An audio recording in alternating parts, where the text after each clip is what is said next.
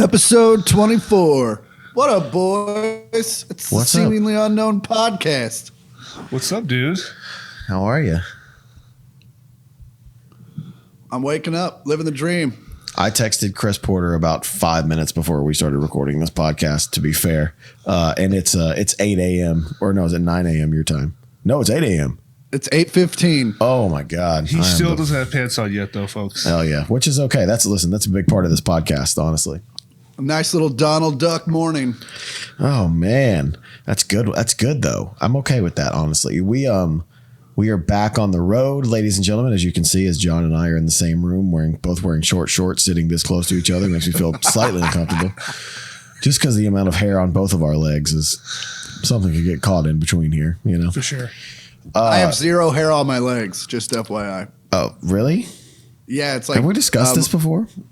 My uncle's the same way. I have to like warn girls, like if we're going to lay down together, I'm like, hey. Mine are softer than yours. Yeah. I'm not a swimmer. Yeah, I'm not a swimmer. I come by this naturally. Ladies and gentlemen, playing the part of Paul this week, as Paul, Mr. Chris Porter. Hello, Give everyone. it up for him. So yeah, we're back on the road. We are in Virginia today, or we're technically in DC, I guess, DC adjacent. This is also only my second time or third time video calling Chris Porter while he's at his new apartment, and it still freaks me out a little bit. Because it's so nice. Because it's so nice, and he was in the same place, which wasn't not nice. I mean, but it wasn't great. Where No. are you living now? Are you still in California? Yeah, I'm living up in Toluca Lake. Oh, nice, man. Yeah, Good he's hiking. like he's out of the bullshit now. Good hiking, nature walks. I like that. Yeah, and people with children in homes Yeah, plans and play like yeah. actual ones. People whose dreams that- are shattered by the world. What do you miss anything about? I'm sure there's lots of things that you miss about living, because Chris lived, Hollywood Highland Mall. He lived Okay. like right there, like right pretty much off Franklin. Yeah, I lived in old Hollywood. Like the OG Hollywood. yeah, like names on stars. Were Yeah. mere feet away from my apartment. What's the biggest thing you miss about living that close? I guess probably going to work. No, I mean, just living closer to Andy is about it. Other than that, I don't miss shit about living in that Hollywood shithole. I mean, the place you live now is so much nicer, and there's the area is just nicer too. You know what I mean? Yeah, there's actually what's cool is I live on the same block as a elementary school. Oh, so perfect. Yeah. I live on one of the few streets in LA that don't have homeless people. Oh, that's cool. Well, whenever Brad Williams comes over, I'm sure he's got to stay like 200 yards away, but that's fine. Right. Nowhere near the local tire swing. I gotta sneak them in the back. We just dress them up like a one of kid. the Munchkins. Yeah. No, he goes just to looks the- like one of the school kids. He goes It's through the fine. dog door. He gets stuck. People always ask how we come up with stuff for this podcast to talk about, and like how we write it down. And I think the first thing we're going to start with this week is the fact that I woke up the other morning, probably like 2 weeks ago, because we didn't record last week, and I opened my phone, and the last thing I guess I did while in my sleep was write a note, because I write notes in my phone for the podcast because I'll forget what to talk about. For sure. And I just woke up and I had a note in my phone, and all it said was peeing with boners. That's the only thing the note said, was peeing with boners. And so I guess I got up to pee 3 or 4 o'clock in the morning. The note said it was like 3:58 in the morning that I got up to pee, and I had a boner. And I was very Seinfeld, like, what's up with that? Like, what's up? Ladies always What's complain the about the deal? thing. Yeah, what's the deal with peeing with boners? Do you have to stand differently, like balance yourself out, almost like how do you do it? I'm going to tell John something that's not going to shock him in the slightest, but when I get up to pee You don't use your hands. in the middle of the night, well, I don't use my hands when I pee in like a public restroom, because I always wear sweatpants mostly. Yeah. So I'm just like, I like flexing too. do while I the piss. pull down and scoop up, Yeah. put the wiener over. But with here's the thing: when I get up and pee in the middle of the night, cold I water. sit down to pee because I'm fucking so tired. I'll sit down to pee. Do you ever do With a that? boner? But that's what I'm saying. That's what I normally do, right? But with a boner, depends on how wide your hole is in your toilet seat. You can't tuck your boner down under the third rim. And even if you do, when you're that tired, piss is coming out from under the seat, between the seat and the porcelain. I don't get to become a water show because you take more strength to stand up, right? No, you just fall asleep on the toilet if you're that tired. Why don't you just go in the shower and just throw your dick behind the curtain and go? No, man, that doesn't. I don't know if I've told this story. What? Who's got a shower curtain? Whoever. I know you got a glass sliding door, but same thing. It's not a sliding door. It opens. Shut that thing in there. Just. So I don't know. I don't know if I've told this story on the podcast before, but me and Ollie was a baby. He loved to take showers all the time. He still does. He hit you in the dick. No, he did hit me in the dick one time. That was a whole different thing. My wife had this foot scrubber thing that was long, and it was flat, and it was like a spanker almost. But she would clean her feet with it and make her feet all pretty. And I was in the shower. This is at our old house. I was in the shower one time taking a shower, and I had my eyes closed, and I saw him playing with it. Dude, he was 16 months old probably. I saw him playing with it, and I had my eyes closed, and I was showering, and dude, he hit me in the dick so hard with this thing.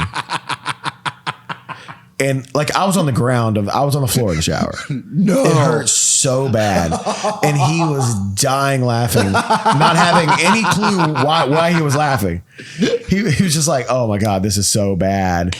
And then the next shower thing is you did it to him though. Then obviously. I did it to him. Yes. I was like, payback. I just nailed him.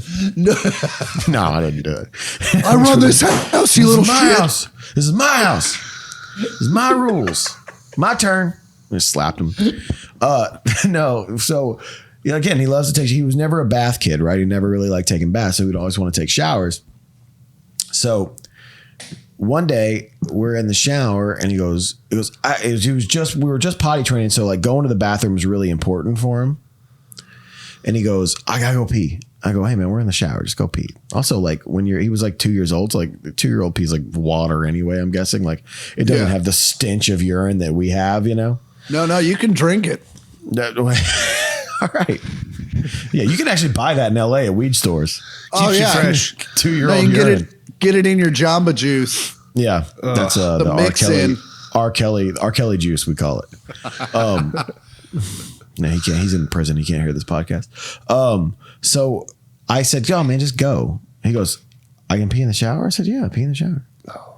So fast forward a week later, I go on the road we were doing some AM shows. My wife calls me and goes, "Hey, question." I go, "Yeah." She goes, "Did you tell our son that he could pee in the shower?" I said, "Yeah, if he's in the shower and pee." She goes, "Did you tell him he could pee in the shower when the shower wasn't on and it was the middle of the day and no one was taking a fucking shower?" I said, no, I didn't. I guess I didn't explain the logistics of it, but I said, yes, you can pee in the shower. And his brain was like, anytime, I guess. Everything's going to be all good. You can pee in the shower. So going back to the boner with peeing, describe us. You pull skin, man. You gotta point it down. You know what I mean? Right. You gotta pull up the nose of the airplane. You're directing your cock. Yeah. You don't walk 8 feet back and see if you can't just arc it in. You know what? As a single man at this age, that's probably what I would have done. If I was single, I would definitely. Someone's tried that. Well, what I would probably do Mark is Scogan accidentally. I would try to bend it over and that's lean what I mean. down and then slowly back up as I was doing it. Yeah, because you realize you went too far. Right. The slow-mo backup was actually really good.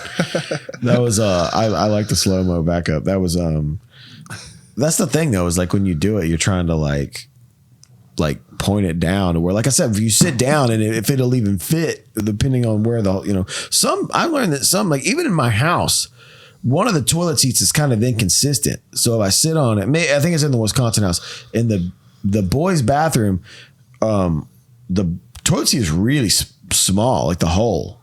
So there's no way you could boner tuck on that seat. You should try it though. No. But also the boner tuck's not good because then, like you said, you're just shooting out that little You're just shooting out that little thing. It cuts the there. circulation off too a little bit probably. I'm sure it does, yeah. Right. Well, then the boner goes away and now you don't have a problem. Would you That's ever true. use a rubber band as a cock ring? I've never used a cock ring. I've never used. I don't get that. I never That's have some it. Like, old I don't man. get That's it. like a certain. It's weird, right? I don't understand it. Well, I guess I know- I I've guess got you don't friends- use them unless you need them. Yeah, but what are they like? Am I correct? Like, listen, everybody knows the sexual nature of me and all the things I've gone through in my life. What do they do? They keep the blood flowing there, right? So keep your think heart so. Oh, longer. so it like keeps you hard. Yes. Yeah, it's How come like I never knew this. But it's some like people put 'em- archaic Viagra. Yeah. It's How does that work? Like, some what's the people put 'em- science? but you Though? think I you don't put 'em over understand. I think you put them over your nutsack too. Like, You it's do? Yeah. But you So have to, I've heard. Yeah, sure. We're over here talking about what models we have. mine's made out of sourdough. Well, it Oh, I just got the smells Auntie like Anne's it. one. Yeah. It smells like Auntie Anne. Oh my god. I got the Cinnabon one. I gave her AIDS and diabetes. Oh my god. Here's the thing though. What's the science behind that? Like, I don't know if you could just have something tight around there. Maybe it stays hard. I truly don't know. I don't think there's a lot of science behind it. I think it's just a creepy dude. Like, I can't keep it up. Let's just Right. use it. That's what so here's the I've been lately trying to like stay off my phone as much when I'm home and stuff. But here's what I've learned. The thing that I use my phone for the most is to Google shit. You should Google that right now. That's what I'm saying. Like, no, but my curiosity lies in why I Google things is like when we just talked about that and brought it up. My question is, who thought of the fucking cock ring? Like, where was this guy in his life that he's sitting John around? Cockring. Yeah. Yeah, I don't know. I picture a guy who's like would use like Panama Jack as like the lube. Yeah. Like just gold chain, like sit by the pool of newspapers. Dude. 55, 60. I need to know the guy that came up with the cock ring, which, by the way, you just used a name and then said cock ring. I told Eric that we were on Instagram Live one night and when we were talking about the Kid Rock Hooters story, and you called the owner of Hooters Don Hooter. Oh, come on. And Eric Bass brings this shit up every day. He's like, Don Hooter is the greatest name I've ever heard in my life. Because we were on it, Chris and I were on Instagram Live and we were talking about it. And he was like, I don't know. He knows the owner of Hooters. What, Don Hooter. Like, dude, Don Hooter is one of the greatest names ever. Man, every once in a while, I pull them out. Hey man, sometimes you got to too. Anyway, speaking of that, wonder and curiosity, something I also had written down this week was who's the like. We were talking about like how people like I always get mad at people like who smoke in their cars now when they have like kids in their cars.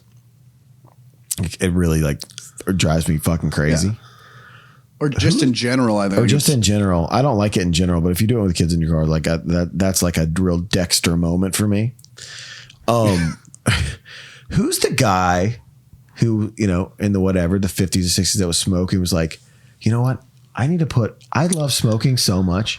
I have to put a lighter in my car. Because I was plugging my phone in one day. Who uses that? Nobody anymore, but like in the Nobody day, anymore, yeah. But my mom fucking used it all the time. Dude, I used the fuck out of a cigarette lighter in high school. Yeah, because you smoked, right? Yeah, I was Of really course you cool. did. Yeah, of course you did. You look like a guy who did. You also look like you came from the 70s. Chris so. looks like the guy that would keep a used one in his pocket. Yeah. It's already Yeah, just cooled. light half. It's Yeah, already it's like- cooled down. He can't even light the cigarette. Hey guys, need a quick Oh, yeah. charge. Yeah. Chris Porter's gonna love my. Yeah, but anyway, no. Who? I remember going to I think it was like a band event for the high school and lighting the wrong end. Oh yeah, that's because you're real cool. Oh, yeah. I was like, That's when you keep people guessing. Yeah, I don't understand like the dude that came up was like, you know what? I love smoking so much. I need a lighter in my car that I can push it in, and it just Isn't like it this crazy is that the you only use people to purpose for smoke this. on airplanes too? Imagine It's a gotta be cabin full of windproof. smoke. The first flight I ever went on, I remember people could smoke. Man, Because those are the it was glory in the days. it was in the 80s. Hell yeah. and I remember they had the lighters in the seats. They had the lighters in the seats and the ashtrays. Yeah, And it's, dude, well, I've they been still on have planes. those on Frontier. You know what? That brings up a great point. I wanted to talk about Allegiant Air. I wrote down I just write down random shit, and I just told John I got to start writing down more things. Like I got to start writing down the Why you context wrote of it them down. because Right. most of the time I do this in the middle of the night because that's when I dream or have thoughts. With I an don't- erection. Yeah, or an erection and go pee. I literally just wrote down Allegiant Airlines, and here's why. So I think maybe it was Matt and maybe Kent were talking about Allegiant Airlines and talking about how you fly, and you have to pay more for a seat that leans back on Allegiant Airlines. And then I think someone brought up the fact that like there was a company that was talking about putting bicycle seats on an airplane and with like a holder, like a subway, like a bicycle seat, a dead serious to make more room on the plane. So apparently on Allegiant Airlines, they're not going to sponsor us anymore. They can't afford it. So you can like, cause you'll see on Allegiant or whatever, it'll be like $45 flight from Memphis to Las Vegas. And then you'll get on the plane and you're like, this fucking seat. Like, yeah, oh yeah, if you want the seats to lean back, baby, you got to pay premium prices. Oh, shit. You imagine paying more for a I'm seat trying to that leans upgrade to third class. back? Yeah, you guys got fourth class on it. Listen, I'm just trying to, I just want a net in front of the seat in front of me. You If I just put myself in a box with some stamps, you'll get me to Sacramento, right? I really need to get to Sacramento. I just don't like, listen. Oh, and they charge you for carry-on bags as well. Yeah. Oh yeah, they've done that for a while. Who does That's a whole new level of fuck you. You need quarters to use the bathroom dude? to unlock the door. It's like the Aldi shopping carts where you got to put the quarter. I got in a just shit. Oh no, shit's 50 cents. Oh, that's dude. That's $3 at least. Yeah, dude. Because we don't have a flushing system on here, so you got to pay $3 to shit because Paper bag it. Oh my god, you're hot bagging like on a tour bus, on a plane. Jesus, that's so. Gross, Have you ever had dude. someone hot bag on a bus? Yeah, my singer fucking all the time. I bet you Brentley Stephen Smith shits on a bus once a tour without telling anybody. Matt Healy did it. You're up that one time. He did? Yep. I did not know that. Yep. Dude, I remember just waking up in the Black Crowes tour bus, and it was just like we'd all just be like defecation, like we were all just waiting to shit. Oh, dude, Every morning. It's so bad, man. Dude. I remember one time we were playing at. I might have been with Three Doors or no, it was with Shinedown. We were playing the Indianapolis 500, like the race, and I got up in the morning and two things happened. Like I had to shit so bad. Like it was like I was sitting in the jump seat as soon as we parked. It was like 6 a.m. Yeah. I'm not waiting. This is 2005. Yeah, that's 2004. That's I'm not early. waking up till 1 o'clock in the afternoon. 2004 days. Okay. And so at 6 a.m. I'm in the bus in the front next to Ricky Presley, our driver, and I'm like, yo, I have to go to the bathroom right now. So we pull in, run to the bathroom, go to the bathroom. As soon as I come out, I hear this crazy crash because they were doing the test run, and a guy crashed and died. Because you took a shit? Because I took a shit, I think. Maybe that was it. No, but I just remember like that feeling of like, I have never hot bagged it on a bus before, ever. Yeah. But I remember having to do that. And that was one of the only times where I was like, okay, I got to get off this bus right now, or I'm going to shit in my pants or on this bus or on you or, and so I remember that. And I remember it just being like, and I remember that crash sound. And I was like, what just happened? And later in the day, they found out the guy had passed or whatever. And I was like, I don't wonder what year that was. I'm going to look that up. Dude, I remember watching Bert Kreischer on his Instagram on his bus, and someone shit on his bus, and I was like, why is he even still allowed to be on the bus? That is a rookie bus. Yeah, man, that's not what you want to do. No. No. It's got to be super stressful too, though.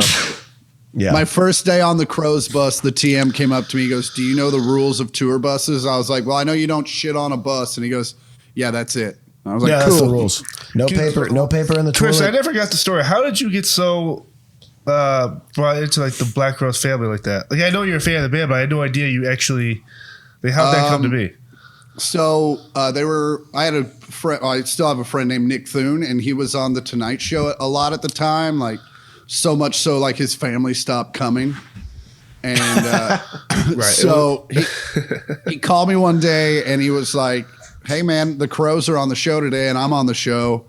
And he was like, be here at 4. So, which was lucky because I had like 3 hours to freak the fuck out and like come up with a plan. And because I had already met Robin Williams and really fucked that up because I was just so nervous. So I was like, don't Robin Williams this. To be fair, though, that's Robin Williams. Yeah. And so fucking ended up meeting Chris and becoming friends. I mean, I just was like, don't talk unless spoken to and all that shit. And I just sat there and hung out. And at the end of the whole thing, I was like, hey, man, I'm going to see you in Kansas City in 2 weeks. And he's like, well, tell the tour manager, come on back. And it just started like that. And we just kept hanging out and hanging out. Cool. And, yeah. So do you think you would build a relationship with Bob Newhart like that? Or do you think you'll... I don't think I have the time. I'll tell you what, I met him. I don't think I have the time. Yeah, he looked a little Weekend at Bernie's in that photo. He's old. I'll tell you what, he was a lot more with it than he looked like he was going to be. Yeah, guys like that. You know what I found, man?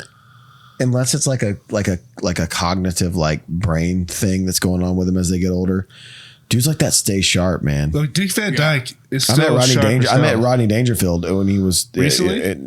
No, not recently.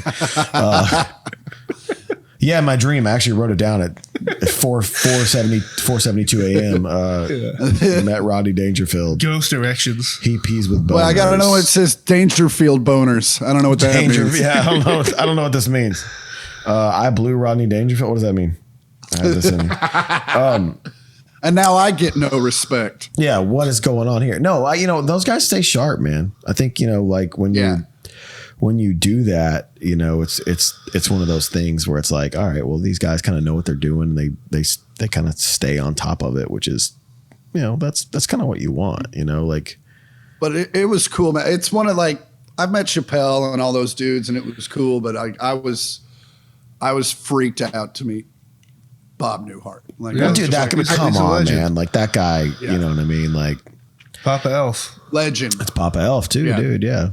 Those one-sided phone conversations he had were hilarious. Dude, I remember watching Bob Newhart with my grandmother.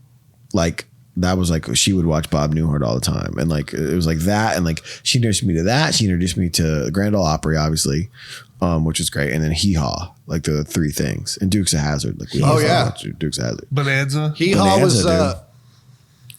Haw was on right before Dukes of Hazzard. I remember that. It was Hee Haw, Dukes, Falcon Crest. Falcon Crest. I Yeah, do. I love Lorenzo Lamas. That was Renegade, you weirdo. No, he's Falcon Crest too. Lorenzo Lamas was a Falcon Crest? A young Lamas? Yes, Young Lamas, right after ladies and Grease. gentlemen. Lil Lamas. Dude. Little Lamas. He's There's always my had a rap good name. hog. That's a missed rap name. Dude, you know what else? Listen, Let's since talk you about brought that these. up, you know what bothers me about, like, when we were younger, man, like, we had cool rap names, right? Sugar. Dude, we had the Sugar Hill Gang. We had, we had Tupac. We had Notorious B.I.G. We had Nas. We had Jay-Z.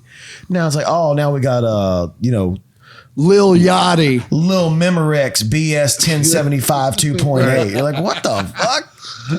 Who's Lil Snickers Bar? Like, I don't know who this dude is. Lil 8-Track. Yeah, like it's always like it's like always like these like and there's some with like almost the same name. Yeah, Lil. Lil Uzi Vert. Lil Uzi Vert. Lil VHS tape 7.0 Adobe surround sound.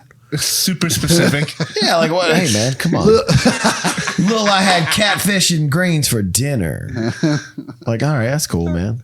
Oh, how about who's the guy that had the diamond ripped out of his head at Rolling Loud? The rapper, Lil Uzi Vert. Yeah, he had a $24 million carat diamond That was ripped out of Lil his Uzi forehead. Vert. Yeah. I've actually By his fans. Yeah. I actually found the way to not get a $24 million diamond ripped out of the embedded in your By forehead. not putting it in there? Is don't get a fucking $24 million. First off, there's no $24 million diamond. He's full of shit. Not that he's got. Yeah. But how to get things not ripped out of your forehead is not get them embedded in your forehead. Right. Or if you're gonna have stuff embedded in your forehead, maybe not jump into the crowd. Right. That, or at least that crowd. Or switch the diamond out to like a CZ or something. Right. You know what I mean? Like if you're because the fans are like, I love Lil Uzi Vert, but I also love $24 million. Right. Yeah. How do you how do you fence a $24 million diamond that still has skin and blood on it? Probably. You just take it down the pawn shop. It's fine. It's fine. Yeah, if he's gonna jump in the crowd next time, I'd suggest maybe the cobalt or the nickel or the aluminum foil gem. Yeah, that'd probably be safer. So my wife and I, like, we love watching Dateline. For sure. That's like our show that we watch. That's a very married couple thing. Yeah. Yeah. Well, but I also murder mysteries. Gives her ideas too. Yeah. It also, I tell people that all the time. I don't understand the fact. I mean, I get a lot of people are into it. My mom, my sister, most women. I just don't understand, like, hey, let's scare the fuck out of ourselves for no reason while we're just hanging out at home. And usually at night. And it's always about people that got murdered while watching Dateline. Unsolved Mysteries always did that for me growing up. Scared the hell out of me. Honestly, I don't know if it was the stories as much as it was Robert Stack's and voice. the music. Yeah. Robert Stack's like voice was weird, like he was always walking out of an alley where like, like he was always walking out of a Prince video. Smoke, purple eyes. He was. He really was. He was the White Prince. He was the White Prince. Yeah. The White Prince of crime. The White Prince of crime. According to Angelique Bones, a nosy bitch who lives up the street, he took with him only a toothbrush, a wallet, a steamer trunk, and a plane ticket to Calcutta. We gotta make a Robert Say, Stack if you shirt will, now. a picture. Yeah. Dude, Robert Stack on the motorcycle would be amazing. Just Stack reading Prince lyrics. Yeah, dude. Oh my God. Oh my God. That would be, dude. To this day, if I hear Elton John's Rocket Man, I still hear William Shatner go, "Rock it, man." Yeah, oh, dude, that's one of the. I remember that one came out when I was younger too, and it was like that was so.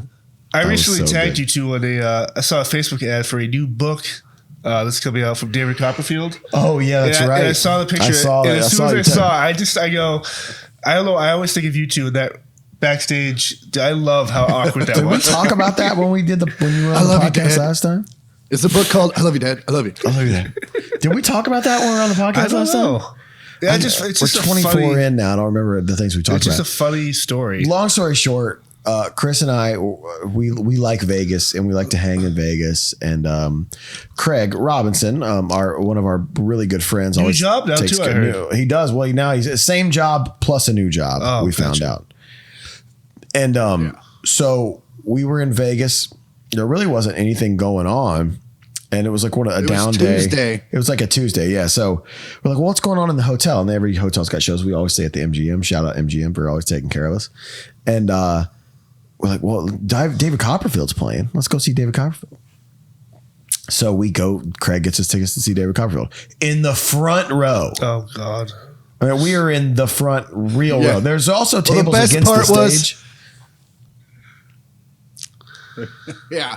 The best part was they brought us the tickets and Zach opens the door and he opens this envelope. He goes, "There's a meet and greet." And I was like, I don't want to meet this motherfucker.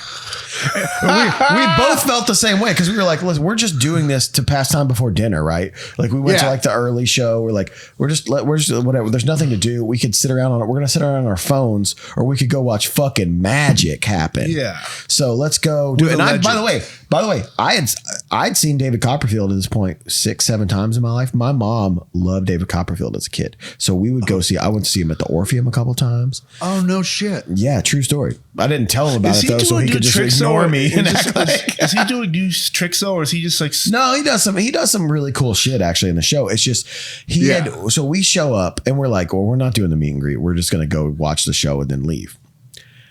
30 minutes into the show, Porter and I we look at each other at the same time. We're like, we got to meet this motherfucker. Like we gotta. This is gonna be the weirdest meeting we've ever had. So we go back. I hope we haven't told this story on this podcast before, but we go back. So the show happens, right? And he's done the show so many times that it is. Have you ever seen a screen test? Yeah. Not the person. The person. Not the person that's auditioning. the producer that's reading the lines, yes. and the guy's like on the the guy doing the auditions like, we gotta get out of here now. It's life or death, and the producer's like, what do you mean, Bernie? You know, like the producer talking is how David did the entire show.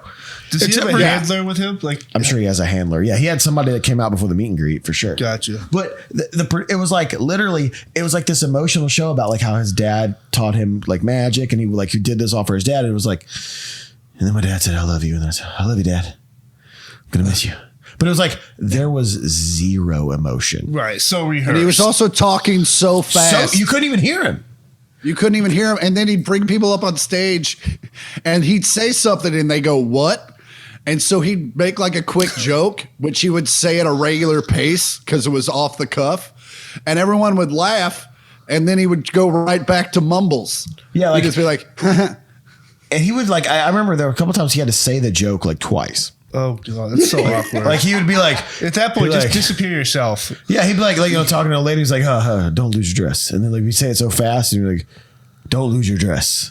To like say it again. And like, oh, ha, ha, ha. So after the show, we go back there, and there's only like 5 people waiting to meet him, of course, which is even more awkward because now we look like we're fans of David Copperfield, which is the weirdest thing. Big ones. Yeah. Just on a Tuesday, mind you. Unless you're like sitting in a Richard Marx meet and greet, this is the only more awkward thing that you could ever be a part of, right? So, we go back, and there's a guy in front of us, and where was he from? Australia, or Australia? That's right. And here, you tell this part of the story. Fucking, it's still one of my favorite moments of Zach and I's relationship. The guy goes, I saw you in Orlando 10 years ago, and Copperfield, without missing a beat, looks at him and goes, I know.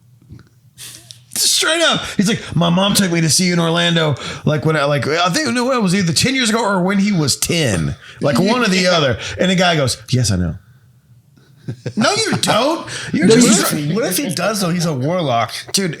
And so here's the thing: there was an X, there was a green X for him to stand on, and there's 2 black X's for you and whoever you're with to stand on. And dude, in the smoothest meet and greet thing I've ever seen, we stand there. He puts his arm behind Chris there. Oh my God. So in that photo right there, he puts his arm behind Chris. I love that you bought that too. And we had to. We both did. We both bought it. You had to. I've never bought a photo in my life of myself. And so he puts his arm behind Chris like this. And as he's putting his arm behind Chris, he's not touching Chris. Or doing like I would do at meet and greet, like this. Levitating almost. He puts his arm behind Chris. His assistant hands him 2 8x10s of the worst headshot I've ever seen. And then he just literally, without even looking down at the headshot, signs it while he's talking to you and looking you in the eye, and then just hands it to you. Is he the Salt Bay of Magic? Dude, he really is the Salt Bay of Magic. Dude, he goes, where are you from? And you could say the fucking moon. Right. And he would have been like, great. Yeah. Yeah. I love it up there. Yeah. Yeah. I was actually I'm from your rape island, Copperfield. I was born in the jungles of Calcutta. Oh, yes, I've been there. Oh, I've been there. Great magic tricks. Yes. Yeah, you probably have been there, you fucking weirdo. Jesus. My third wife there. Do you think he has a good cock? No. Really? No, I bet he uses a magic cock ring. Yeah. Like it just appears. Hey, look at it. I sawed my cock off. Oh, my God. Oh, my God. That's you know what happens when he gets in a fight with his wife, by the way. She's like, oh, like when they like really get into it, he like digs deep on her. She goes, oh, I didn't know you could, I guess for all these years you made your cock disappear. Little cock motherfucker. I wonder if he argues the way he does his show. Fuck you, bitch. Fuck you, bitch. Fuck you, bitch. Fuck you, bitch. I'm leaving. Get in this box. And he walks out and he opens the door with his mind, and then he just walks out the door and slams it after he's already like down the street. That'd be sick, dude. Dude, that'd be great. What if he just got? What if she on a motorcycle? Yeah. With Robert Stack? What if they got in like a huge fight, like she cheated on him or something, and then one day she comes home and her dog's gone. He just made her dog disappear. The dog is now a rabbit. Hey, where's Boingo? I don't know what you're talking about. We got Oingo now. I'm sorry. Anyway, I don't know what I was talking about. Dateline. Anyway, all right. So Dateline to Copperfield. Dateline reenactments are like the worst thing. Like, here's the thing. So you watch Dateline, and if you watch it on a surface level, right, you're like, okay, blah, blah, blah. They show these people, and they're doing like the. But if you watch it as much as me and my wife watch it, you sit there, and again, just like the cock ring thing, or like the guy that came up with the cigarette lighter in the car, you try to just break it apart as much as you can, right? So I'm sitting there going, I'm like, hey, like they show the person like they're like, detective, whatever was overwhelmed with the case, and they're like, then they show the detective, but this is like 10 years after the case. So like they bring them into an office, they sit them down behind the desk, go, act like you're working, and the person's like, all right. And then, oh, I gotta act like I'm working right now. And then like they'll show like the person's sister that it happened to, like, sit on this park bench, and I'm gonna need you to act really distraught. Like, okay. Dude, I love it when they do those really things. Distraught. I love it when they do those things and they keep talking about somebody, and I'm like, oh, I bet he's dead. And they're like, why? I'm like, well, they haven't interviewed him yet, and we're 45 minutes in. So see, that's my thing, is that I always say that with the people who did it. I'm like literally, I could call the person who did it, right? And sometimes you'll get some curveballs, but like if they're like his brother, and then like we're 20 minutes in and his brother hasn't been interviewed, I'm like, that's because his brother's in fucking prison. Right. 100%. The interview is only over the phone. Yeah, or they like, here's the thing with Dateline now, dude. They do some tricky shit. They'll put the guy in they'll like bring him another shirt to prison. Yep. But like you can tell if it's a real tight shot, you're like, oh, dude, 48 minutes into this shit, this shot's gonna get wide, and that's a fucking jail cell. 100%. Do the just like when I met my dad. Yeah, for the first time. Do the families get paid to have them? Like, if this is a really popular episode, do they get residuals? I doubt it. I'm sure they get like an interview fee to be on it. For sure. You can They'll tell get people, a fee. You can tell the people who like really get into it though, like because they're all made up, and they're like, and my favorite ones, they'll say the interviewer's name when they answer. They're like, Keith, because Keith Morrison is obviously the best guy on the whole thing. He's like, because Keith Morrison says the wildest shit. Yep. They're like, oh, and then he died. Like, did he? Ooh. Like, yeah, he did. That's what I just fucking said. Is Keith. Death for real? What? Yeah, like. It's the best, dude. Why are you trying to be sexy about my brother's death? Yeah. Right. And so but they'll like the ones that you could tell they're really excited to be on the show. He'll be like, so Cindy's disposition a couple days before she died, how was it? Like, well, Keith, I tell you, it was really good. And like they say Keith's name, you're like, don't break the third wall here. Like, we don't need to like, you know what I mean? Like, I don't need to know. My favorite is when they show up like they just came from a volleyball tournament. You're like, you knew you were going to be on TV, right? They have a whistle. This is forever. There's oh my god. Yeah, they're out of breath. They're drinking Powerade. They got to go back in. Hold on, I'll be right back. Yeah. Just put me back in, coach.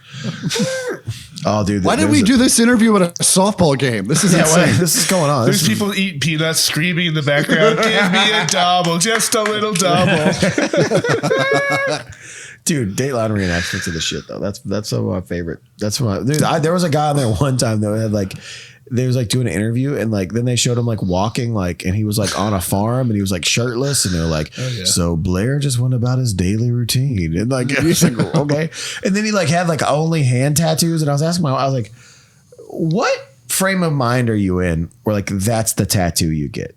That's where you start. Tattoos. Yeah, you're like, you know what? You're a psycho. Minimum wage is fine. Yeah, like how am I going to hide all these defensive cuts? Like that's what I'm saying. Like how like you that's only a lot of henna. Dude, you only get hand tattoos? Who only gets hand tattoos? Yeah, it's very weird. But you cut it off with like the straight line across. Like they're just on the top of your hand. I'm like, well, what is happening? Yeah. Like that's like some guy who only wears long sleeves.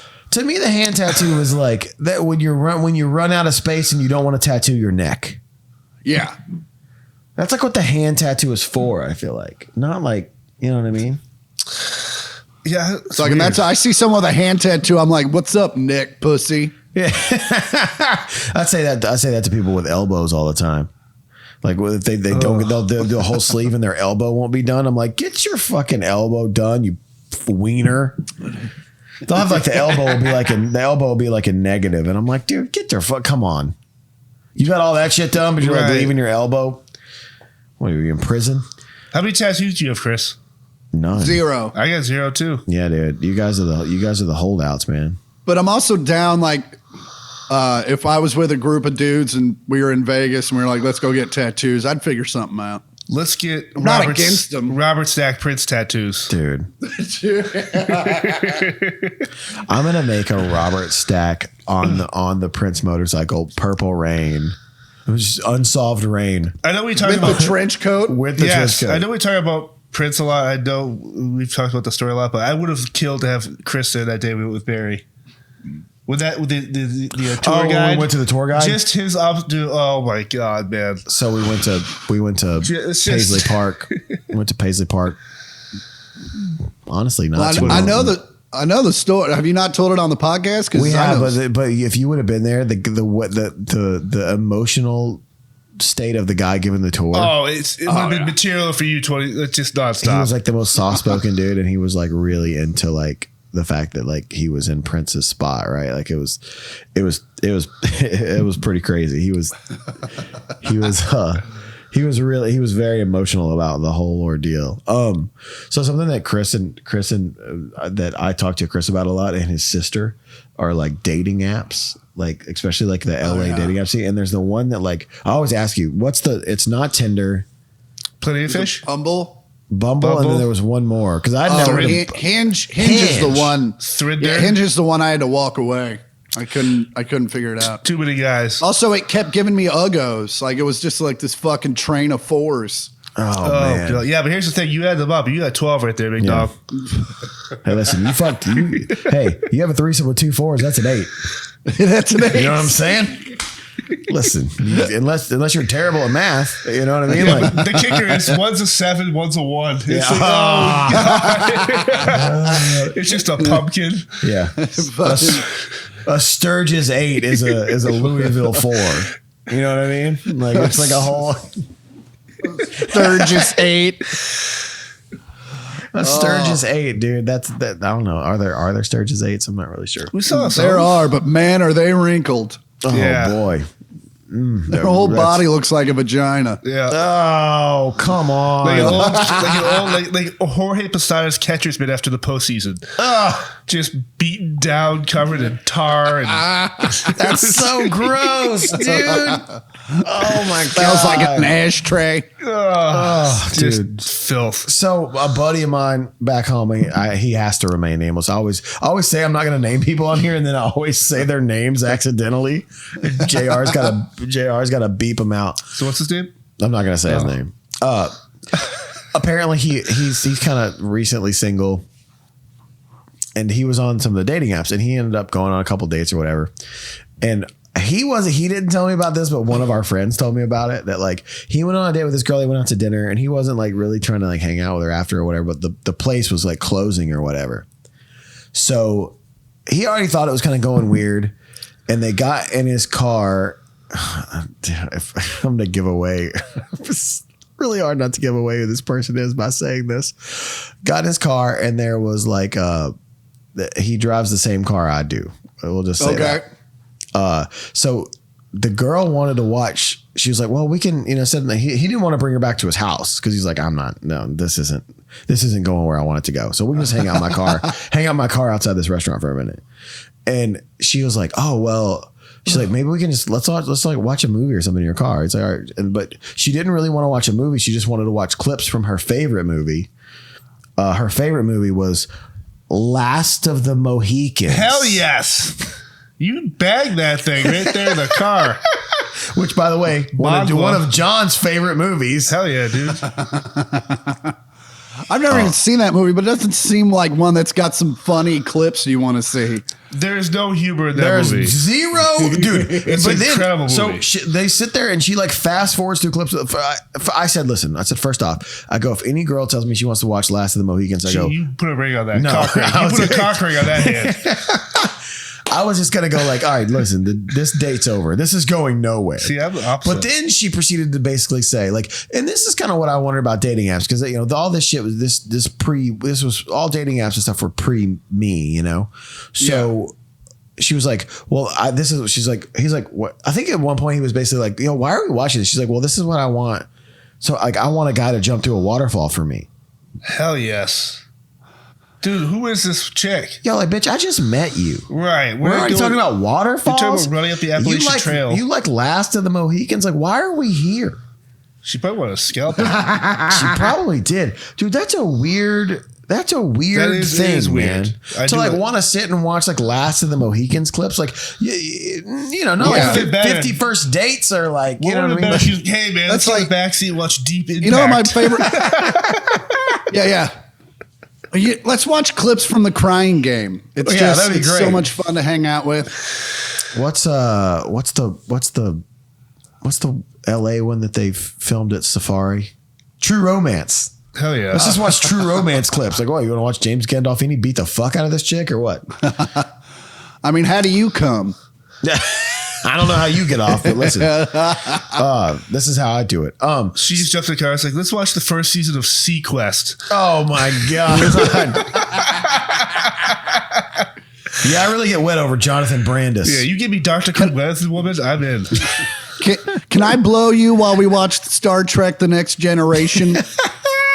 Yeah.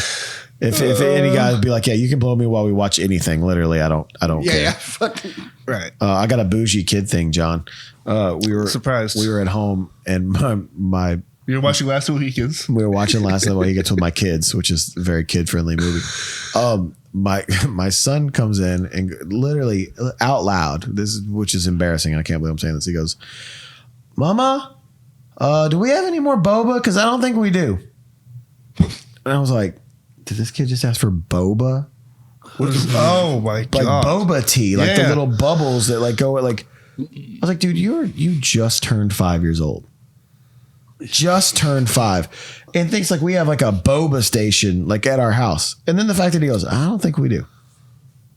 dude, No, if we you don't don't. send that kid to private school, he is going to be upset. Dude, we were talking about this on the gonna bus be, last night. What the fuck is this tray for? Yeah. How come this isn't being brought to me? Yeah. Dad, these Neanderthals are drinking Capri Suns. My kid loves Capri Sun, dude. So do I. That Mount Berry is the best. Capri Sun's his jam. He had to stop. We made him every time we go to a restaurant. He'll order, like he'll figure out what he wants usually, which is like, I don't know, sea bass or fucking caviar or some weird shit. He had snapper the other day. You said. He had trout. Oh, sorry. Yeah. Well, that's even kind of low rent for your son to Trout? eat a lake fish. I Yeah. know. Yeah. Usually Chilean sea bass is his jam. Yeah, I was going to say, how is it not from another country? Yeah. This was actually a trout that we flew in from Costa Rica. Chicken tenders? No, my son eats ostrich tenders. Oh, Ollie's all like, this is not, I want fish not from this hemisphere. What are we? Are we animals? Yeah. We have chicken tenders. What about capybara tenders? Do you have any of those? What, son? No, yeah. So he did the trout thing. The trout thing, you're right. Lake fish is a little. He likes all fish though. That's kind of the thing. He's trying to keep his body thin. He's trying to eat clean. trying to keep Smoke his palate. less, eat clean. Yep. He's trying to keep his palate cleansed. But he had a rough week last week because my wife doesn't really love animals in general. She loves animals. She doesn't love animals being in our house. How about that? But she likes animals. She just doesn't like house animals. So her and my dog's relationship for the last 12 years has not been fantastic. Yeah. My dog is 15. He's an English bulldog. And to be fair, maybe the biggest asshole I've ever met, human or animal. So we bring him to the vet, and I literally just bring him in to get a bath and get his nails clipped, and they're going to give him his shots and stuff, whatever he needs. And doctor calls me and he's like, "Hey man," and he's had the same vet for 15 years. Dr. Thomas, who's a really good friend of mine. And he goes, and the way he said it, I was like, all right, this isn't great. And he goes, he's like, it's decision time. And I'm like, I know what that means. I'm like, oh fuck, he's going to say, we got to put him down. Right. And so I was like, man, he goes, he's got a huge mass like growing off of his spleen, like a tumor. He goes, cause I put him up on the table to feel his belly. And he's like, it was really bad. He goes, so I put him on the x-ray and we saw it. And he goes, now here's the deal. He goes, I don't want you to put him under and have to pay to put him under, which is going to be, a lot of money. Yeah. And then he not come out of the surgery, because the surgery part is not the bad part. Putting a 15-year-old dog under, bad. Putting a 15-year-old English bulldog down, even worse. Like trying to put him under, because he's already like 4 years past his expiration date, right? Yeah, 4 or 5. Yeah. Bulldogs are usually 8 to 10. If you can get 12, that's really good. Okay. He'll be 15, I believe. You got the George Burns of English bulldogs. 100%. He smokes cigars too, which is great. And so I was like, all right, well, we got to, and he goes, but I also don't want you to take him home and this busts and he dies and you wonder, what could he have lived longer with the surgery, right? So I was like, man, I understand. I'm like, I go, but he goes, because this thing, he goes, this is the worst reference I've ever made. He goes, it's like putting a beer in the freezer. He's like, it's gonna bust. Yeah. It's just a matter of time. He's like, it's just a matter of time. And I was like, man, I'd rather do the surgery, And so we did it. And dude, there was a 7.5 pound mass. I sent you the picture, mass in his stomach that they pulled out. And dude, he's healthy. He's like walking. 98% of his stomach was taken up by this thing. Oh, okay. So like he was having a bunch of other issues too. And I'm like, I think this might've been causing all tied into it. Cause like, dude, like he's like walking back to normal. Like he's like kind of like he was when he was like 10 years old. What? He's back to fucking. Oh no, he's humping. Oh, he's still humping legs, dude. That's his The other jam. thing too, Zach actually put that 7-pound tumor on the Traeger. Had a good bark to it. Really good bark. Which is weird because it actually has a tumorous mass setting on it. Yeah. You got to go into the menu, but it's there. hard. Right? It's hard to find, but it's there. What's the internal temperature? You got to pay for the DLC. The internal, you want to get a tumor up to about 203. You're not trying to get a tumor at 165. Yeah. A good dry rub. Yeah. No, you got to get that poison cooked out. Yeah. Which, by the way, I got a text this morning. From Dr. Thomas. The tumor is not cancerous, ladies and gentlemen. Oh, nice. Really? Really great. So, so you can eat it. So put it back in there. Yeah. So when make the dog eat the tumor. When the doctor called, he probably would actually. The placenta. Jesus. They eat their own throw up. Yeah, for sure. What's another tumor? They do eat their own throw up. My dog's weird. He doesn't eat dog treats. He's never eaten a dog treat in his life. He doesn't like them. He eats Nilla wafers. That's his dog treat. He loves. But when the doctor called me and goes, hey man, like he made it through and blah blah. So the day before I brought him in, like I was pretty broken up. Like I cried a lot. Oliver cried a lot, and Ollie had I think it made him appreciate the dog more, that the dog's like still alive, and like he thanked the doctor for like saving his dog. And I was like, oh, that was really sweet. And then when the doctor called me and said that he was healthy, my wife was like, he's immortal. Because she hates the dog, right? I know she does. But, when I was the day before, like I was pretty bummed, man. And she was, she kind of, consoled me, and maybe, she was like, I felt like she had a little heart for the dog for a minute. You know what I mean? And then like as soon as the doctor was like, hey, he's fine. She's like, he's immortal. He's going to live forever. I know. I bet Bethany was just like, I'm so glad he made it. Yeah. Oh, really glad he pulled through. She was like, sure there isn't anything bad in that tumor? She was texting the doctor going, listen, if he doesn't make it, we've come to terms. Right. Like behind my back. Yeah. Would you ever stuff your dog? If you want to have a couple drinks before the surgery, please do. Right. Yeah. Strictly White Claw. No, she's truly. She likes all of it. Would you get your dog stuffed? Because I know people would have. Yeah. No, you wouldn't. Yes, I would. Where would you put your dog? And tell me the pose. I probably put him in like a humping pose, right? Like that's his traditional. That's the kettle. You would You'd have to Stuff your put him dog. in the guitar room. Yeah, For sure. 100%. Would you put him on top of your road case while you traveled? Yeah, With a Michael Myers mask on? with a Michael Myers mask on. Would you stuff the tuber too? It's like a This is disgusting. Put it man. on him like a hat. yeah, for sure. No, you know what? Where were we? We were at the only stuffed dog I've actually ever seen in person was at the Andy Warhol Museum. He stuffed his greyhound, I think it was. Yes, that he or had. Great Dane or whatever it Great was. Dane or whatever it was. I told my wife, like me and this dog have had a contentious relationship too. Like, I think I've physically fought this dog more than I've ever physically fought any dog. I mean, like punched him in the face. Like, because he like would bite at my hand or something when I was trying to like push him into like Your penis? go to bed. My penis. What? What? But listen, man. John's always thinking about your penis. The truth is, I got this dog at a very, very tough time in my life. Like I was engaged when I got the dog, and then me and my fiance had broken up, and the dog got me through a really rough patch, man. Was he a rescue or just a normal breed you found? Here we go. I'm about to get canceled. I paid for the dog. Who cares? I paid for the dog. I paid a lot of money for him too.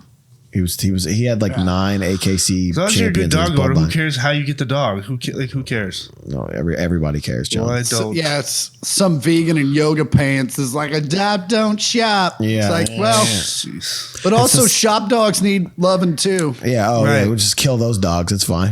Right. Kill the pricey How dogs. dare you be expensive? Yeah. Fucking yeah.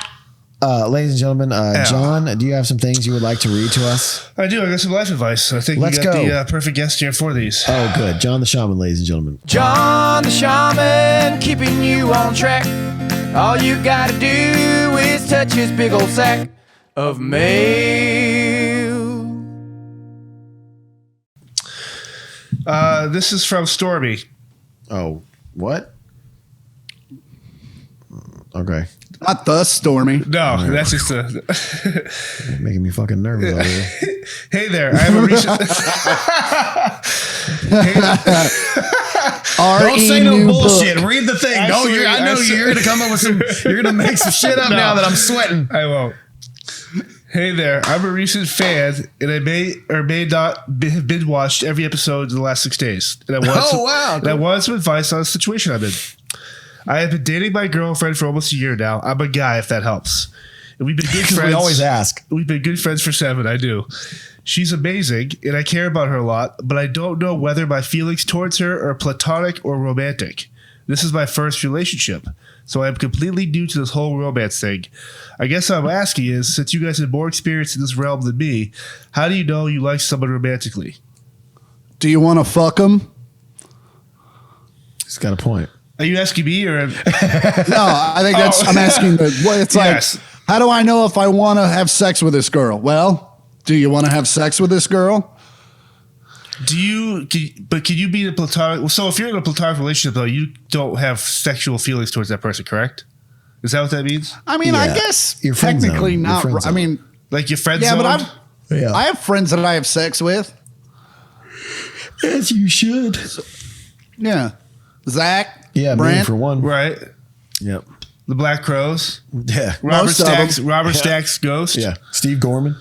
Steve- Yeah, I don't know, man. For me, I think you're gonna know that. I think that's something that, like, if you feel like it's just a friend thing, it's easier to tell them early yeah. and just get it done with, than like have to, like, you know what I'm saying? I assume this person's Also- young. Yeah, Probably. Also, if you don't know if you want to have a relationship with them, you don't want to have a relationship. Yeah, 100%. Right. That's kind of where I sit with it. There's these people pulling in the top of this Yeah, garage right now. They're super probably sketchy, they're probably dude. banging Drug right deals. Do you think they're watching Last of the Mohicans? now. Not in a Mustang. They're not. I try to come right when he chops her head off. Oh my gosh. That's some shit John would say. The water flower scene is actually like a golden shower. Oh my God! Come on. Yeah, I think you're gonna know if you want to be in a relationship with somebody, or if it's something that's like, what I'm saying. Like, I feel like you're gonna know that. Speaking of golden showers, do you think they're pet owners who let their dogs pee on them? for sure. How would you, there's so many weird people in this How would you get your world? dog Come to pee on. on you? Do you train him for that? My dog pees on me. That tumor is gonna be the least of his fucking worries. Okay. I'm sure what you do, it's like with a cat where you teach him to pee in the toilet. You just put the litter box over your face, and then eventually you just remove the litter box. You just put the scratch post over your cock, and eventually. Oh my God, Chris, you're blurry. Put your hand in front of your camera. All right, now take it away. That's like a TikTok video. Yeah, you're a little less blurry. All right, what else you got? All right, I got a dream here. This is a wild one. Oh, okay. I just recently found out that I have to have knee surgery. Since finding this out, I've had several dreams where I'm getting prepared for surgery and everything is normal. Regular doctor telling me what they are going to do during the procedure. Standard stuff. Until I wake up in the middle of the surgery to find everyone in the room has turned into Jack Nicholson and one of them is holding a chainsaw over my leg that is covered in blood. I look down and see my leg has been removed at the hip. Like if you tear off a leg or off a Barbie doll. I start screaming and he starts laughing like he does in the Joker in the Batman movie. That is then when I wake up. What? That is very specific. Psycho. All the Yeah, doctors you are need to Jack talk to some Nicholson. people. All the doctors are Jack Nicholson. That's fucking terrifying. So she clearly has a fear of surgery. Yeah, that's You're going in for a standard knee scope. Listen, did she watch the movie Awake or something, and then watch like One Flew Over That's the a good Cuckoo's movie. Nest, or like The Shining or something? Like that's a dark dream to have. Well, Very- dude, first off, any doctor being Jack Nicholson is the most frightening thing to me. Speaking of that, I actually almost tweeted out yesterday and said like, "Hey, has anyone heard from Jack Nicholson? Because we need to know if he's okay." He's he's him and older. Gene Hackman. They just put a picture out of Gene Hackman. He was just retired in South America writing screenplays. Just Just chilling. peacefully. I love that. Just ripping cigarettes, 2 packs a day. For sure. Bagging hookers. Oh, dude, Do you Jack's the think, best. imagine that He Joker has his laugh. own room at. They have their own room at Staples where they smoke weed. Oh, really? Jack Nicholson and some other dude. Yeah, they have like their own little Probably room Donald that they Sutherland. go down. Yeah. Imagine waking up though. But you don't have a fear of doctors, all right? Surgeries? Is there a specific? Because Brad Tate's the dentist. I had no idea about that. We told him last night. He does hate the dentist. I'll be honest. I don't like going under. I watched that movie Awake one time, and it scared the shit out of me. Have you ever seen Awake, Chris? No. It's pretty good. It's Hayden Christensen, Yep. who played in Star Wars, and then Jessica Alba and Terrence Howard, and it's about anesthesia awareness. Do you know Oh, what that wow. is? Represent. That's where you're under, down, but you you're feel up. everything. Yeah. You're No, under. You can't talk or say anything, but you feel dude. Oh. So that I always get scared about. I would always be like, and I've only had two major surgeries, so that scares the shit out of me to have that. So maybe I don't know. Maybe it's that's a thing. A fear, yeah. Dude, what if she woke up and it was Jack Nicholson was her doctor As the Joker. as the Joker? I think that would be pretty How'd the sick. surgery go? Terribly, but it was really cool while it happened. Yeah. It was it was great. I didn't great. even know he was a doctor. Dude, I was watching this. I watched this Dr. Death thing on I think it's on Peacock. I'm watching the dramatic show, but there's a real life version of the show, where they talk Yeah. about all the shit that because the guy's from Memphis, right? This guy Christopher Dunch, he's from Memphis, and he do you know the story of this guy? Mm-mm. You gotta watch a documentary about it. He basically was a elective surgeon, he was a back surgeon and he was a neurosurgeon, but the highest regard from the schools he came from and all this. Dude, he killed 4 people, maimed 8 people where they couldn't walk again or they lost feeling, just from elective back surgery. Dude, Did he do it on purpose or was he just bad? They still don't really know, but there's a whole documentary about it, and it is pure insanity. And the guy's from Memphis, and I know we have a bunch of mutual friends on Facebook. Oh, dude, it's a crazy story, man. But there's a dramatic a mini series about it with Christian Slater and Alec Baldwin and the guy who played Pacey on Josh Jackson. But it's really good. It's worth a watch. The story is fucking insane. Do you have any? Is that it? Is that and one more thing here. All right, It's more of a question. Should ticket scalping be a federal crime? No. I don't think it should be a federal crime. I think it's shitty, but I think there's lots of things that are in life that are shitty that aren't federal crimes. But also, you cannot buy those tickets or just Correct. Well, I get where they're coming 5 minutes. from. Because people buy a bulk. But here's the right? thing: a lot of our fans travel, right? So, like, you don't want to travel. You don't want to drive 4 hours, 5 hours, and then get there and try to buy a last minute ticket, and you don't know what's going on, right? So, like, I get it. Like, the bots and scalpers are so bad right now to where, like, our shows will sell out in an hour. And listen, I'm not saying that we're not a big enough band to sell out 12,000 seats in an hour, but a lot of it is bots, and they resell them. And secondary markets. Secondary markets. So, like, it does suck. I don't know how you would go about making that a federal crime. There's nothing really federal about it. Well, I think you could do it there just because it's the internet, so therefore it's immediately federal, I think. Okay.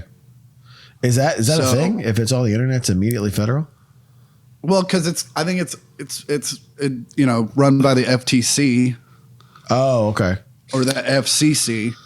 And so, yeah, I definitely think the bots, we need to definitely do something about that. But some guy that bought a ticket for 60 and is hitting pavement trying to make 100, I don't have a problem with that. And I also don't get why fans get mad at the artists for, like, they're not the ones putting this stuff on secondary markets or upcharging. Yeah. Like, all tickets are affordable. It's when those bots buy them, they just crush it with the prices. Yeah, I agree with that. Don't be pissed at Billy Joel because you can't hear Uptown Girl because the ticket for the front row is $4,000. Also, he doesn't sing Uptown Girl anymore, so fuck you. Strictly 80s. Which, by the way, if you ever get a chance to go do a Billy Joel show, I love Billy Joel. You got to go. It's so good. Oh, I saw it. I saw BJEJ. I saw that too. I saw it in 97. I saw a tour when him and Elton John did that co-headliner. That's what he says with BJEJ. Oh, is that what it is? Yeah. BJEJ. When he did the ballparks, right? Well, I saw him arenas, actually here in like the Nationals play. Dude, is it National? I saw him at the Honda Center, and Billy Joel rocked Elton John's face off. Dude, it was. I saw him. I saw him at in Memphis at the Pyramid before it was a Bass Pro Shop, and it was a lot of fun. What are we gonna do? We gonna do some gripes? Yes. You better watch out. You better be nice, or you might find yourself in Zach's gripes. I went to a restaurant the other day with my sister-in-law and my wife and my two boys, and we were out all day at the zoo. And this restaurant is called Farm Burger. It's in Crosstown Concourse in Memphis, Tennessee. And boy, was I hot, because I wrote a Facebook post about it, and it pissed a lot of people off, but that's okay. So we went in to Crosstown, and we all had masks on except for my sister Sarah, who didn't have one. I don't know if she left it in the car or whatever, but Sarah has a thing called TM, which is transverse myelitis, which is the same thing that Joey Jordison had, which we don't even know if that's what he died from or not. But it's a degenerative muscle and nerve thing. I think, I'm pretty sure. I'm probably telling tales outside of school here. But so a lot of times she's in a wheelchair. Like, she can walk, but if it's a long walk, we'll put her in a wheelchair. And honestly, that's kind of neither here nor there. So we're looking for a mask everywhere for in Crosstown Concourse, which is a big place with a bunch of businesses. And it was actually an old Sears that they turned into like this really cool thing. We get to this place, Farm Burger, which I like going, and we walk in, and the guy at the counter that's working, you go up and order, and then you go to your table, right? It's not like you don't have a waiter come up to you. So, the guy at the counter, first off, didn't have a mask on when we were sitting there. And Tennessee's back into a mask mandate right now for 30 days. Are they? Yeah. So the guy sitting there doesn't have his mask on, puts his mask on, gets up, and like literally doesn't say, "Hey, can I help you guys?" or whatever. The first thing he does is he looks at my sister-in-law and says, "You don't have a mask. Sorry, we can't serve you."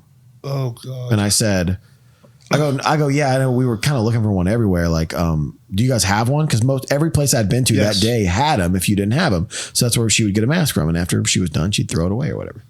So, and also she came from Wisconsin. She's visiting so that they didn't have a mask mandate. So the guy goes, no, we don't have any. And we're not going to be able to serve you because you don't have a mask. So I'm going to have to ask you to leave. I'm like, no, by the way, no one's in this restaurant. We're the only people there. Okay. No one else. And I'm like, in my head, I'm like, well, can she just walk like 4 feet to the table where she's going to take off her mask anyway? Right. And sit down and we'll order for her. And the guy was young kid, dude, the most fucking rude I've ever seen anybody, right? In a fucking restaurant. So I fucking wrote a review on their Facebook and fucking crushed them. Just dogged them out, right? Yeah. And then I posted this shit on my Facebook. Then everyone else started dogging them out. Because here's my thing. Anybody knows me knows that I like support all local. Right. I raised $100,000 for local restaurants during the pandemic. Yeah. Myself, me and Zach Matt. Yeah, literally just from buying Wagyu steak from them. Literally, right. Yeah, literally just from buying all their stock and eating it at home. No, I played on there. I played and I raised money and I would do the other things and get money and I'd give it to the restaurants and they would feed frontline workers with it, right? And also paid the rent on some of my favorite restaurants' businesses during that time. So me going on and dogging a local restaurant is not in my psyche at all. Yeah. And even afterwards, I kind of pulled it back a little bit and kind of more just dogged the kid out. But I posted this thing and I was like, you know what? Fuck this place and fuck this kid. Like, I was so pissed off. I'm like, and everyone's like, all these Memphis like Midtown dudes that get on there and like, oh, well, I guess you just wanted special treatment. Blah, blah, go. Listen, man. I didn't want fucking special treatment. I wanted the guy to be fucking nice when I said, listen, this is how this shit would have went down, right?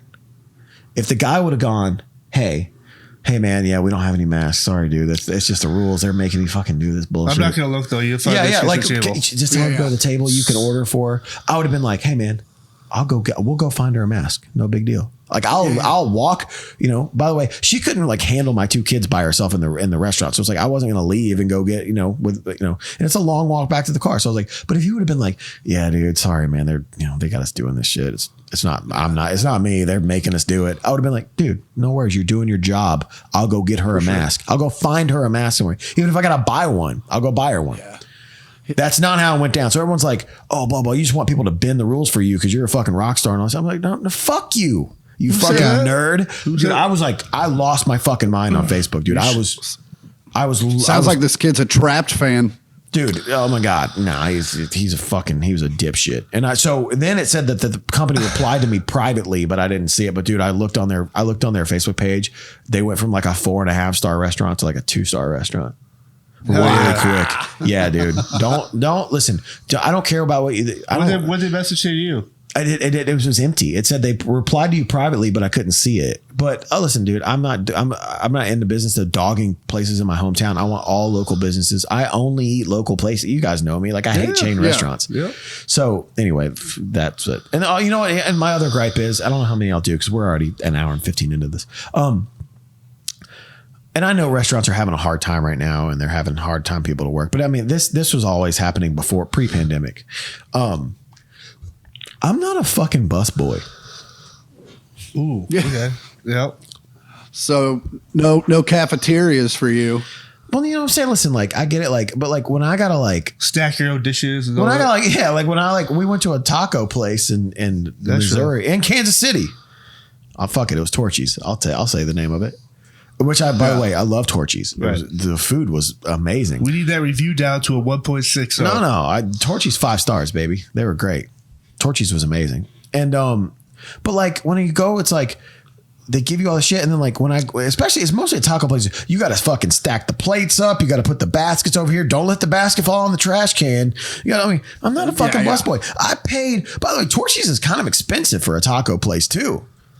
I've never been. I've lived there my whole life. Well, 26 years. I never heard of Torchy's. It's pretty good. I think it's a newer joint. Oh, okay. Because there's one in Memphis now too. But like, dude, like I paid full price. All right, we got a Gus's.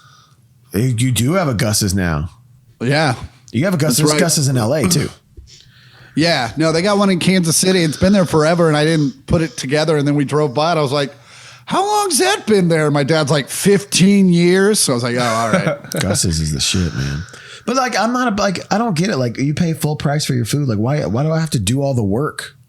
Oh, We have a day coming up in Kansas City, don't we? What? Do we have a day off coming up in Kansas Yeah, City? we do have a day off in is your Kansas dad coming City. with barbecue?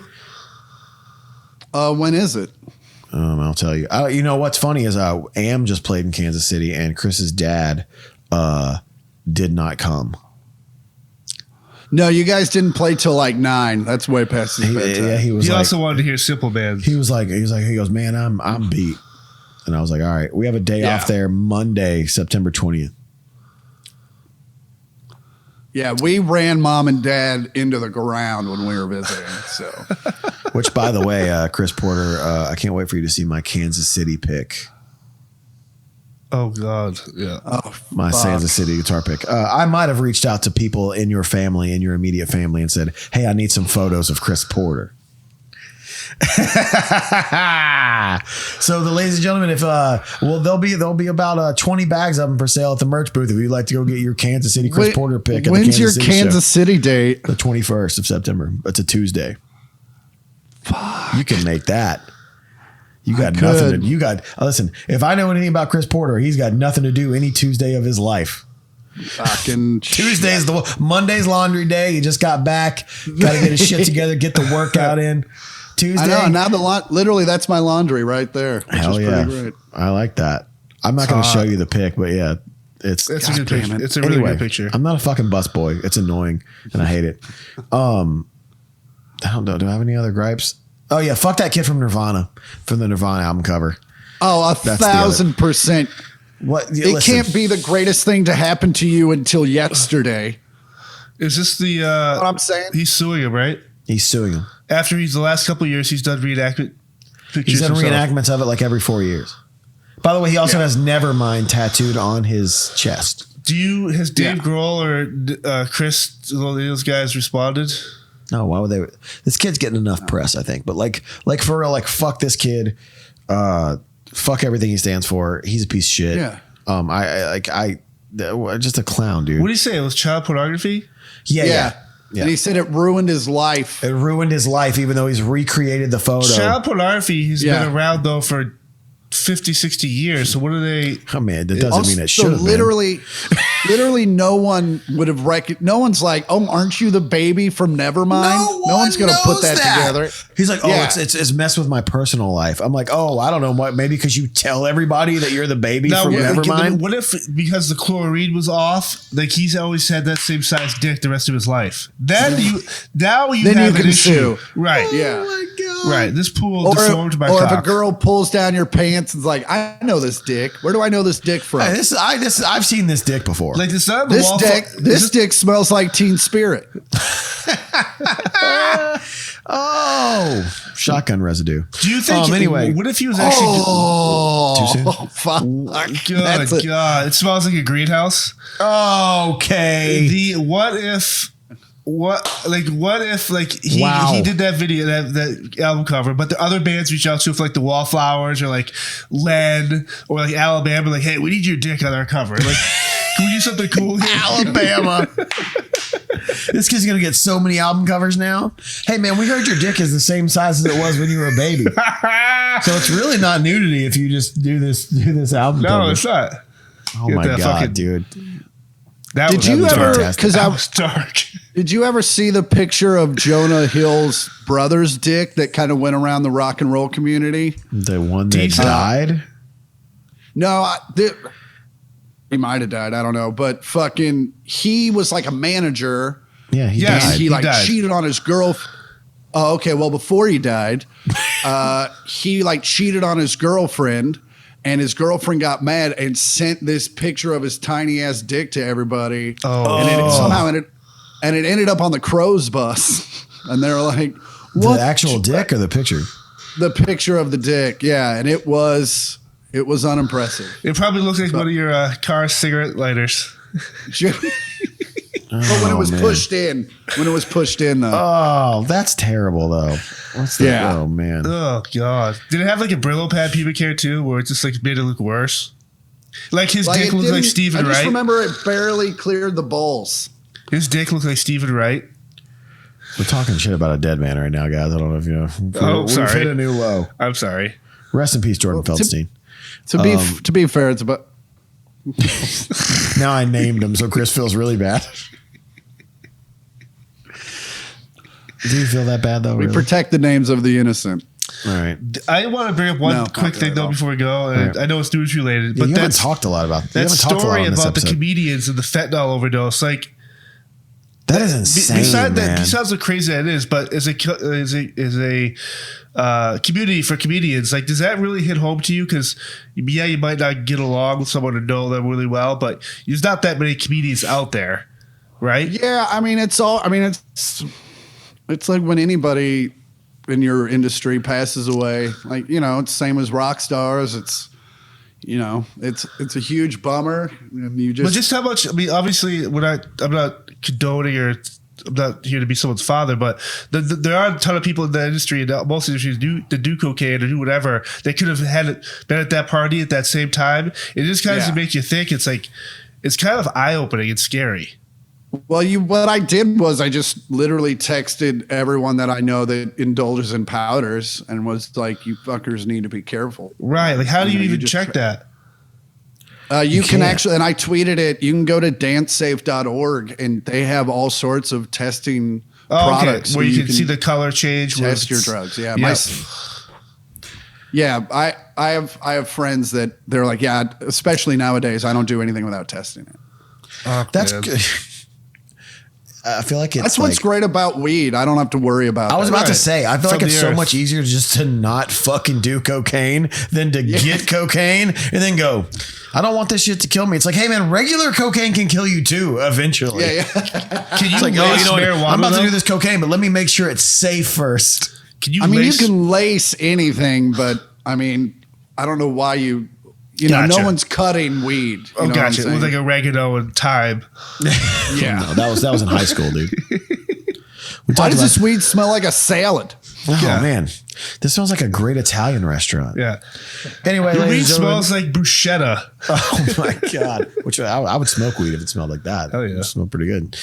That's the thing is like I'm like so pro weed. I just hate the smell of weed.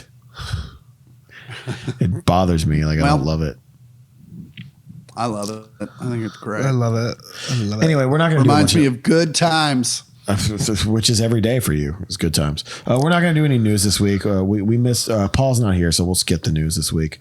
And I don't know. You know what? We'll do movie of the week next week. Yeah, we'll do Kent's movie of the week next week. Ladies and gentlemen, this has been episode 24.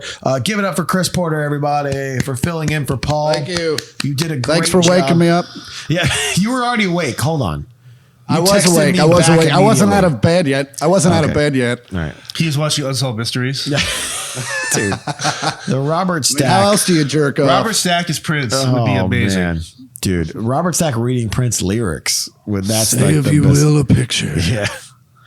You and I engaged in a kiss. Oceans and violence and bloom. Raspberry The beret. sweat of your body covers me. Raspberry beret. Dude, that is so good. Pussy control.